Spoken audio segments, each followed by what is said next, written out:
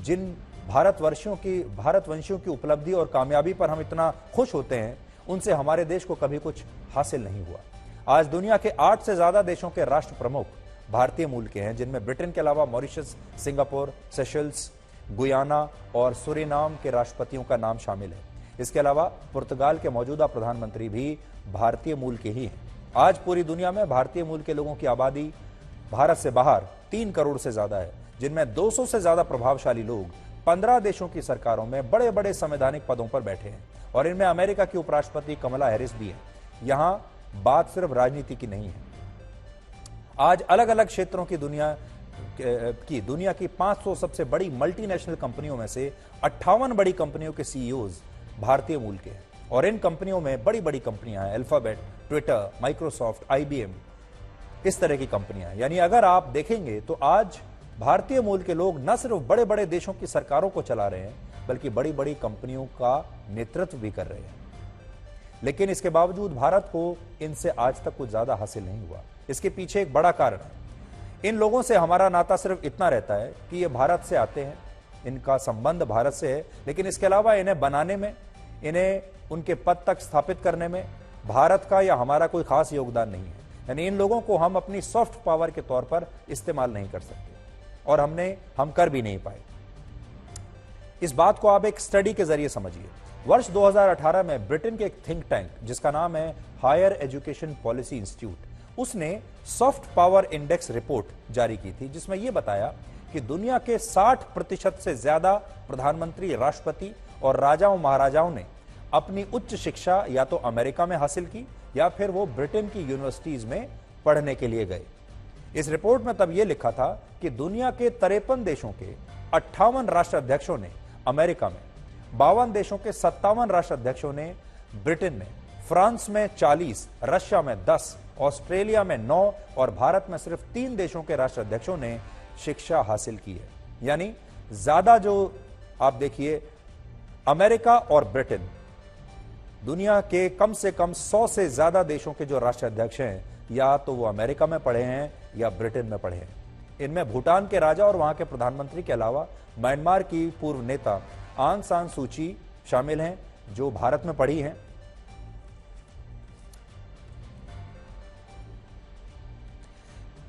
इनमें से ज्यादातर लोगों ने अपनी उच्च शिक्षा या तो ब्रिटेन में हासिल की या फिर अमेरिका में। और जब ये लोग वहां की यूनिवर्सिटी से पढ़कर बाहर आते हैं, अपने देश की राजनीति में वापस आते हैं, अपने संवैधानिक पदों पर बैठते हैं, तो ये लोग दिल और दिमाग दोनों से वहीं के हो चुके होते हैं जहां इन्होंने पढ़ाई की होती है और ये देश भी इन लोगों को अपने विचारों और अपनी सोच के हिसाब से ढाल लेते हैं।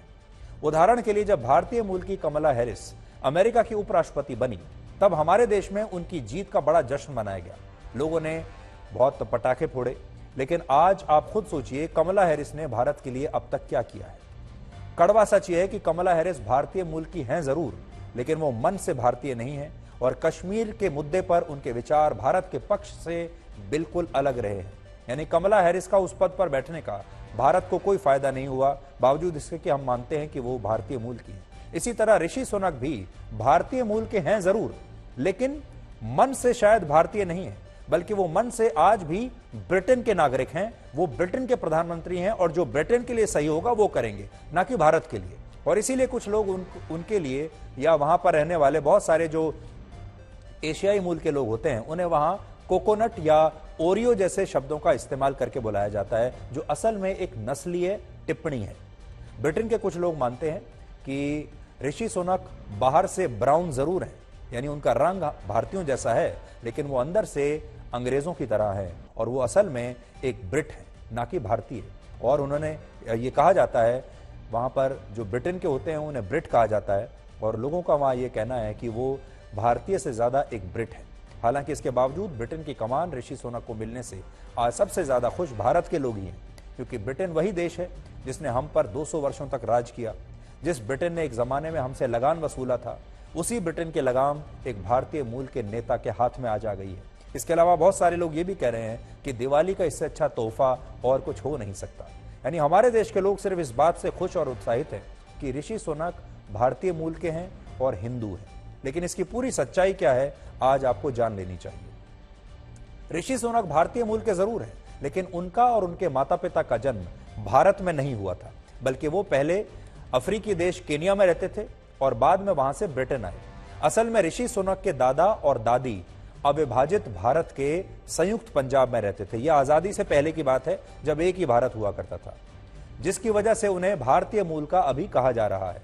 और यह बात है 1930 के आसपास की। उस समय संयुक्त पंजाब में गुजरांवाला नाम का एक गांव था, जहां रामदास सुनक का परिवार रहता था और रामदास सुनक ऋषि सुनक के दादा थे। और यह गांव आज पाकिस्तान के पंजाब प्रांत में है। वर्ष 1935 में रामदास सुनक की केनिया में एक क्लर्क की नौकरी लग गई और इसके बाद वो गुजरांवाला से केनिया चले गए और उनकी पत्नी, जिनका नाम था सुहाग रानी सुनक, और उनकी मां गुजरांवाला से दिल्ली आ गए।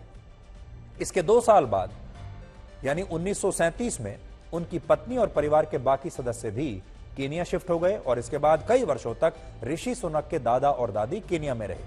उनके दादा की कुल 6 संतान थी, जिनमें से 3 बेटे थे, 3 बेटियां। और ऋषि सुनक के पिता यशवीर सुनक भी उन्हीं में से एक थे, जिनका जन्म वर्ष 1949 में केनिया की राजधानी नैरोबी में हुआ और वो वर्ष 1966 में पहली बार मेडिसिन की पढ़ाई करने के लिए इंग्लैंड चले गए। और इसके अलावा ऋषि सुनक के जो नाना और नानी हैं, वो भी अविभाजित भारत के संयुक्त पंजाब में थे, लेकिन बाद में उनके नाना रघुबीर बैरी को तंजानिया में एक रेलवे इंजीनियर के पद पर नौकरी मिल गई और उनका परिवार भी आजादी से पहले ही भारत छोड़कर तंजानिया शिफ्ट हो गया। बड़ी बात यह है कि बाद में ऋषि सुनक की नानी इंग्लैंड जाना चाहती थी और इसके लिए उन्होंने अपनी शादी के सारे गहने भी बेच दिए थे और फिर वो इंग्लैंड चली गई। इसके बाद में उनकी बेटी, जिनका नाम था उषा, उनकी मुलाकात 1972 में ऋषि सुनक के पिता यशवीर सुनक से हुई और वर्ष 1977 में दोनों का विवाह हुआ और इसके 3 साल बाद 1980 में इंग्लैंड के साउथहैम्पटन में ऋषि सुनक का जन्म हुआ। यानी अगर आप देखेंगे तो ऋषि सुनक का परिवार आज से 85 वर्ष पहले ही भारत छोड़कर जा चुका था, जब हमें आजादी नहीं मिली थी। और इसके बाद उनके परिवार ने खुद को दूसरे देशों के हिसाब से ढाला जहां वो रहते थे, यानी केनिया के हिसाब से डाला और बाद में इंग्लैंड के, ब्रिटेन के हिसाब से डाला। और ऋषि सुनक क्योंकि ब्रिटेन में ही पैदा हुए हैं, इसलिए वो ब्रिटेन के सच्चे नागरिक हैं। हालांकि ऋषि सुनक का भारत से जो सबसे बड़ा रिश्ता है वो है उनकी शादी का रिश्ता। उनकी शादी अक्षता मूर्ति से हुई, जो भारत की मशहूर सॉफ्टवेयर कंपनी इन्फोसिस के संस्थापक NR नारायण मूर्ति की बेटी हैं। यानी भारत में ऋषि सुनक का ससुराल भी है और वो अक्सर अपने परिवार के साथ यहां आते रहते हैं। आज इन्फोसिस जो कंपनी है, उसकी टोटल नेटवर्थ 6 लाख करोड़ है और इसके अलावा आज ऋषि सुनक की गिनती भी ब्रिटेन के सबसे अमीर लोगों में होती है। आज ऋषि सुनक और उनकी पत्नी अक्षता मूर्ति के पास लगभग 7,000 करोड़ रुपए की संपत्ति है, जबकि ब्रिटेन के महाराजा किंग चार्ल्स III और उनकी पत्नी कैमिला के पास 3,314 करोड़ रुपए की संपत्ति है। आप कह सकते हैं कि ब्रिटेन के नए प्रधानमंत्री ब्रिटेन के राजा से, उनकी रॉयल फैमिली से भी ज्यादा अमीर हैं। इसी साल मई 2022 में ब्रिटेन के 250 सबसे अमीर कपल्स की एक सूची जारी हुई, जिसमें ऋषि सुनक और उनकी पत्नी को 222वां स्थान मिला था। ब्रिटेन में ऋषि सुनक की छवि एक बैंकर की है। वो राजनीति में आने वाले से वहां के 2 प्रतिष्ठित बैंक आने से पहले वहां 2 बड़े बैंकों में बड़े पदों पर काम कर चुके हैं और उन्होंने अपनी एक इन्वेस्टमेंट कंपनी भी शुरू की थी। इसके अलावा जो लोग उनके भारतीय मूल का होने पर खुश हो रहे हैं, उन्हें यह पता होना चाहिए कि ऋषि सुनक ना तो भारत में पैदा हुए, ना उनकी शिक्षा भारत में हुई। उन्होंने दुनिया की 2 सबसे प्रतिष्ठित यूनिवर्सिटीज में पढ़ाई की है, जिनमें एक है लंदन की ऑक्सफोर्ड यूनिवर्सिटी और दूसरी है अमेरिका की स्टैनफोर्ड यूनिवर्सिटी, जहां से उन्होंने MBA किया और ये दोनों ही दुनिया की सबसे बड़ी यूनिवर्सिटीज मानी जाती हैं। ऋषि सुनक हिंदू समुदाय से आते हैं और बड़ी बात यह है कि वो एक ऐसे नेता हैं जिन्होंने अपने धर्म को कभी भी शर्मिंदगी का विषय नहीं माना। यहां ये आप उनसे सीख सकते हैं और यही वजह है कि आज जब उन्हें ब्रिटेन का प्रधानमंत्री बनाया गया तो वहां के लोग ये कह रहे हैं कि अब एक हिंदू ब्रिटेन की सरकार चलाएगा। ऋषि सुनक उन चुनिंदा नेताओं में से एक हैं जिन्होंने ब्रिटेन के सांसद के पद की शपथ हिंदू धार्मिक ग्रंथ भगवत गीता के ऊपर हाथ रखकर ली थी। इसके अलावा 2020 में जब वो ब्रिटेन के वित्त मंत्री बने, तब भी उन्होंने दिवाली के मौके पर अपने आधिकारिक आवास, जो उस समय 11 डाउनिंग स्ट्रीट था, वहां पर उन्होंने दिए जलाए थे। और ये तस्वीरें हम आपकी तभी की तस्वीरें हैं, वो आपको दिखा सकते हैं ऋषि सुनक कैसे दिवाली मनाते हैं।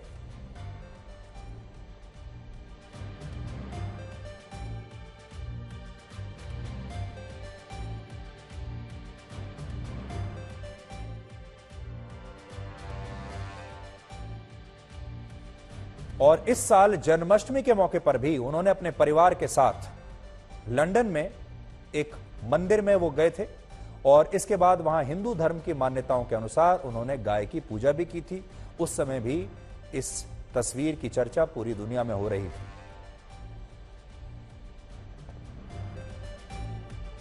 इसके अलावा आज जब वो ब्रिटेन के महाराजा से मिलने के बाद प्रधानमंत्री आवास पर पहुंचे तो उनके हाथ में एक कलावा बंधा हुआ था। ये तस्वीर भी अभी हम आपको दिखाते हैं और आप उसे देख पाएंगे। उनके हाथ में एक कलावा बंधा हुआ है जो कि हिंदू अक्सर अपने हाथ में बांध कर रखते हैं। बड़ी बात यह है कि ऋषि सुनक सार्वजनिक जीवन में अपने धर्म को कभी भी छिपाने की कोशिश नहीं करते, धर्म निरपेक्ष बनने की कोशिश में अपने हिंदू धर्म को नहीं छुपाते और इसलिए आज भारत के 100 करोड़ से ज्यादा हिंदू चाहें तो इस बात को लेकर खुश हो सकते हैं। अब वो भारत के लिए कुछ करें या ना करें यह अलग बात है। दिलचस्प बात यह है कि ऋषि सुनक जब ब्रिटेन के प्रधानमंत्री बने तो बहुत सारे लोगों ने भारतीय क्रिकेटर आशीष नेहरा को बधाई देनी शुरू कर दी, क्योंकि लोग ऐसा यहां कह रहे थे कि आशीष नेहरा और ऋषि सुनक हूबहू एक जैसे दिखते हैं और भारत में इसे लेकर काफी मीम बन रहे हैं। लोग बहुत मजा ले रहे हैं इस बात का और ये दोनों की तस्वीरें एक साथ लगाकर लोग एक दूसरे के साथ शेयर कर रहे हैं, जिसमें आप भारतीय क्रिकेटर आशीष नेहरा और ऋषि सुनक की तस्वीर आप देखेंगे तो दोनों में बहुत समानताएं हैं।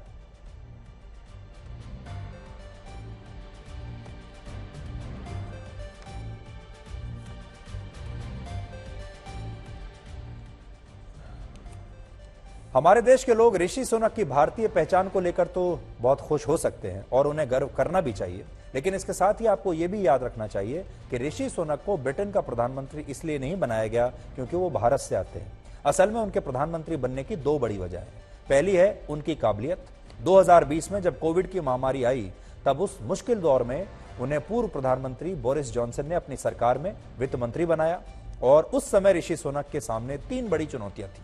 पहला, कोविड के आर्थिक असर को कम करना, दूसरा नौकरियां बचाना और तीसरा कंपनियों को आर्थिक मदद देना ताकि देश की अर्थव्यवस्था को नुकसान न पहुंचे। और इन तमाम चुनौतियों के बीच तब ऋषि सुनक एक विशेष आर्थिक पैकेज लेकर आए थे जिसके लिए उनकी बहुत तारीफ हुई।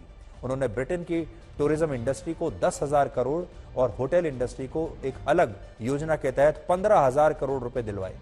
इसके अलावा वो एक जॉब रिटेंशन स्कीम भी लेकर आए जिसके तहत वहां सरकार योग्य कंपनियों को उनके कर्मचारियों की तनख्वाह और दूसरे खर्चों का 80% हिस्सा अपने पास से देती थी। इस स्कीम के तहत वहां लगभग हर कर्मचारी को औसतन महीने में करीब 2.5 लाख रुपए मिलते थे। यानी ऋषि सुनक ने संकट के इस दौर में ब्रिटेन की अर्थव्यवस्था को अपने नए आइडियाज के जरिए एक नई उम्मीद दिखाई और उनकी इसी काबिलियत की वजह से वो इतने कम समय में ब्रिटेन के प्रधानमंत्री बने। उनका राजनीतिक जीवन सिर्फ 7 साल पहले 2015 में शुरू हुआ था जब वो इंग्लैंड के रिचमंड सीट से सांसद चुने गए और उस समय किसी ने यह कल्पना नहीं की थी कि वो सांसद बनने के सिर्फ 7 साल के अंदर ब्रिटेन के प्रधानमंत्री बन जाएंगे। ये सब कुछ उनकी काबिलियत की वजह से हुआ। उनके प्रधानमंत्री बनने की दूसरी वजह है लिज ट्रस के इस्तीफे के बाद ब्रिटेन का कोई भी नेता प्रधानमंत्री बनना नहीं चाहता था और इस रेस में उनके खिलाफ 2 ही नेता थे और उन दोनों नेताओं ने भी अपना नाम वापस ले लिया और कंजर्वेटिव पार्टी को इसके अलावा उनके पास कोई विकल्प नहीं था कि वो ऋषि सुनक को अपना प्रधानमंत्री बना दे।